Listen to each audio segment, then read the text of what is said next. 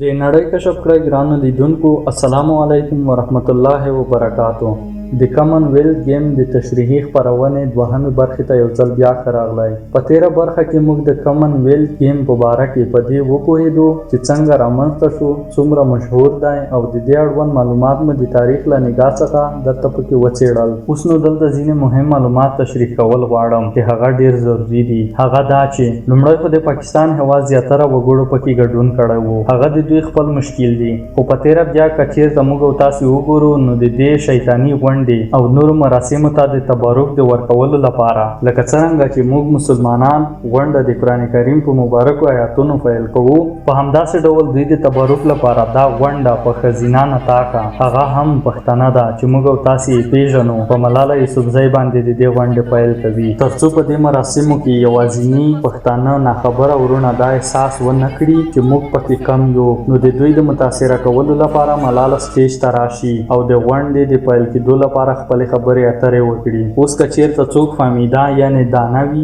نو هغوی ته د دې رسالت ښه معلومات کېږي، او که څوک نه پوهېږي نو هغه به په دوی پسې روان وي. د ملالې د ژوند لومړنۍ پېښې ته غرب دومره هوا ورکړه او دومره یې مشهوره کړه، او له هغې نه وروسته زموږ او ستاسې پښتنو وروڼو دې خبرې ته زیاته هوا ورکړه. د تاریخ په پام کې نیولو سره که چېرته وویل شي چې نوموړې ملاله هم د همدغې غربي ډیموکراسۍ ذهن جوړونې ښکار ګرځېدلې ده چې تر څو په داسې خلکو باندې د نورو خلکو ذهن سازي وشي. د یوې پښتنې په حیثیت دې ته هیڅ مشکل نه و چې د دې ګیم د ګډون څخه یې انکار کړی وای، خو نه، داسې نه ده. ته بالکل سم اورې. دا د فریمنسن او المیناتیانو هغه اخیستل شوي اشخاص دي چې موږ یې په خپلو ویډیوګانو او خپرونو کې بار بار یادونه کوو. د دوی په ډول خلک دي چې زموږ ذهن سازي کوي. اوس نو لنډه دا وایو چې د ملالې د دې شیطاني ګیم سره څه اړیکه ده، خو دا یوازې د یوه ګیم په رقم لوبه نه وه. تاسې به وروسته ووینئ چې په دې ګیم کې څنګه د شیطان عبادت کیږي. په سکرین باندې چې وینئ دا د هغه هیوادونو لیست دی چې په کمه موده کې په دې ګیم کې نفوذ زیات شوی دی. او یوه بله یادونه، که چېرته اوس هم په افغانستان کې تیر جمهوریت قایم وای نو له همدغه افغانستان څخه به مو ډېر ډمان او ډمې لیدلې وای چې په دې کې به یې ګډون کړی وای، ځکه په نړۍ کې دغه هر څه یو پرمختګ بلل کیږي. او په تېره 20 کلنه دوره کې خو موږ او تاسې ژوندي مثالونه لیدل، خو اوس شکر الحمدلله چې زموږ هېواد د داسې ډول فاسدو، فاحشو، بېدینه او غیر فرهنګي خلکو څخه خلاص شو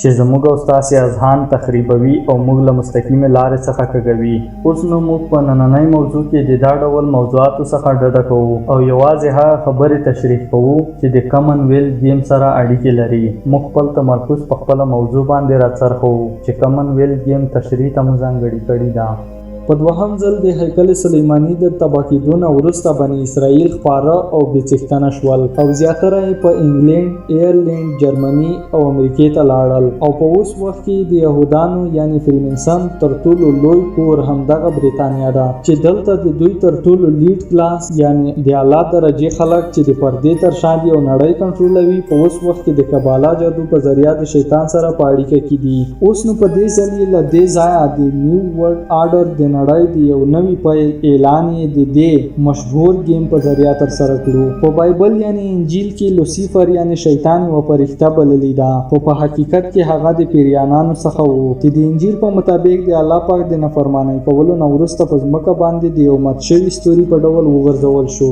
او همدا د برېښنا نښه د شیطان لپاره د نښې په ډول کارول کیږي. اوس نو بالکل همدا لامل دی چې د کولمبیا فلم کمپنۍ په لاس کې رڼا، د سټیچو آف لیبرټي په لاس کې فلش لایټ، بلاک آډم، ډور، د طوفان بادشاه، دا ټول د فلمونو د کرکټرونو نمونه دي او نور هم ډیر دي چې پکې د رڼا نښه لیدل کیږي. په 2022 کال کې د کامن ویلث گیم په مراسمو کې لیدل کیږي چې ځینې ستوري چې رڼا کوي او ځمکې ته د شهابي ډبرو په شان را روان دي چې د لوسیفر او شیطان طاقت ظاهروي، او دغه طاقت د نړۍ هر ګوټ ته ورسیږي او په دعا غوښتلو باندې پیل وکړي. د نړۍ د 2 یا هیوادونو خلک دغه راپورته کړي او په خپل کور کې کېږدي چې له دې نه وروسته موږ وینو چې دغه کورونه په هوا شي او د هر یو سرحد څخه په تېرېدو سره دغه هر یو کور د کامن ویلث گیم په میدان کې چې په بیرمنګم انګلینډ کې دی ورسیږي. له دې نه وروسته موږ یو غټ غوایي یعنی بیسټ وینو چې په زنځیرونو کې تړل شوی دی.